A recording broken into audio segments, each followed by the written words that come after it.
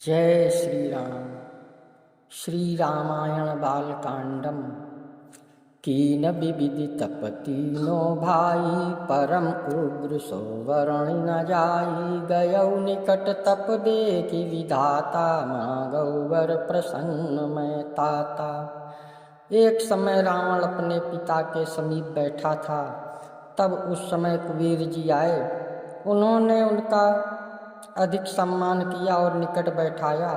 रावण आदिकों की दुष्टता से उनका ऐसा आदर नहीं करते थे। यह देख रावण सुमाली दैत्य की कन्या कैकसी अपनी माता से कहने लगा कि यह कौन है जिसका पिता ने बड़ा सम्मान किया और विमान पर चढ़कर आया। यह सुन माता बोली, तुम्हारा यह भ्राता है, तपस्या करके देवता हो गया। तुम्हारा जन्म तो वृथा ही है।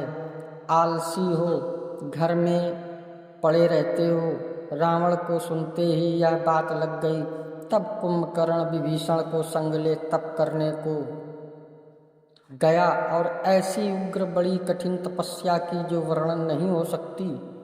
ब्रह्मा जी उनका तप देख उनके निकट जाए बोले, पुत्र वर मांगो, मैं प्रसन्न हूँ। करि बिनती पद गई दसीसा बोला बचन सुनहु जगदीशा।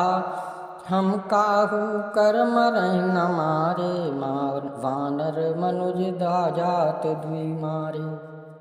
चरण पकड़ के विनय कर रावण बोला, हे जगदीश सुनो, हम किसी के मारे से नहीं मरे। एक बंदर और मनुष्य जाति छोड़ दीजिए, कारण कि इनके मारने को तो बिना ही वरदान मैं समर्थ हूँ। एवमस्तु तुम बड़ तप कीन्हा, मैं ब्रह्मा मिल तो ही वर दीना। पुनि प्रभु कुंभकर्ण पह गयौ, ते विलोकी मन विस्मय भयो।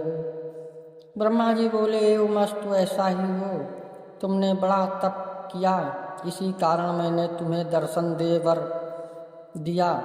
फिर ब्रह्मा जी कुंभकर्ण के पास गए और उसे देखकर मन आश्चर्य में हुआ। जो यह खल नित्य करब आहारा, हुई है सब उजार संसारा। सारद प्रेरिता सुमति फेरी, मांगसी नींद मास सटकेरी। जो यह दुष्ट नित्य भोजन करेगा तो सब संसार उजाड़ हो जाएगा। कुंभकर्ण की यह इच्छा थी कि 6 महीने जागूं, एक दिन सोऊं। ब्रह्मा जी ने उसकी यह इच्छा पूर्ण होने से संसार को दुखी होना जान सरस्वती को प्रेरणा कर भेजकर उसकी मति फेर दी। तो कुंभकर्ण ने 6 महीने की नींद मांगी और एक दिन का जागना। ब्रह्मा जी बोले, ऐसा ही होगा, परंतु जब कोई तुम्हें असमय जगावेगा तब जानियो कि अब मृत्यु होगी। गयौ विभीषण पास तब कहा, पुत्र वर मांग।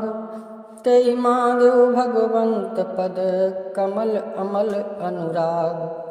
तब ब्रह्मा जी विष्णु विभीषण के पास गए और कहा कि पुत्र वर मांग। उसने भगवान के चरण कमल में निर्मल प्रीति मांगी।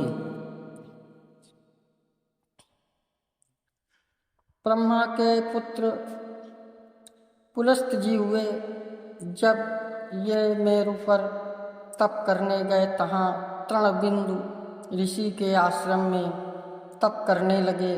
उस समय अनेक देवता ऋषियों की कन्या आकर कलकल करती थीं। तब ऋषि पुलस्त ने कहा, जो कन्या हमारे सन्मुख आवेगी वह गर्भवती हो जाएगी। इसको सुन फिर कोई कन्या वहाँ न आती, परंतु भूल से तृणबिंदु की कन्या उनके सम्मुख आते ही गर्भवती हो गई। तब तृणबिंदु ने वह कन्या पुलस्त जी को दे दी। उससे महाज्ञानी विश्वापुत्र जन्मा। भरद्वाज मुनि ने उन्हें अपनी कन्या दे दी। उस कन्या से वैश्रण अर्थात कुबेर जी हुए। कुबेर के तप से प्रसन्न हो ब्रह्मा जी ने इन्हें पुष्पक विमान देकर निधिपत किया। कुबेर जी ने पिता से वृत्तांत कहा और विश्वा ने प्रसन्न हो लंकापुरी इनके रहने को दी, जो राक्षसों के पाताल में चले जाने से खाली पड़ी थी। कुबेर जी उसमें निवास करने लगे। उसी समय सुमाली राक्षस अपनी परम सुंदरी कन्या कैकेयी को लिए विचरता था, किसी योग्य वर से इसका विवाह करूं।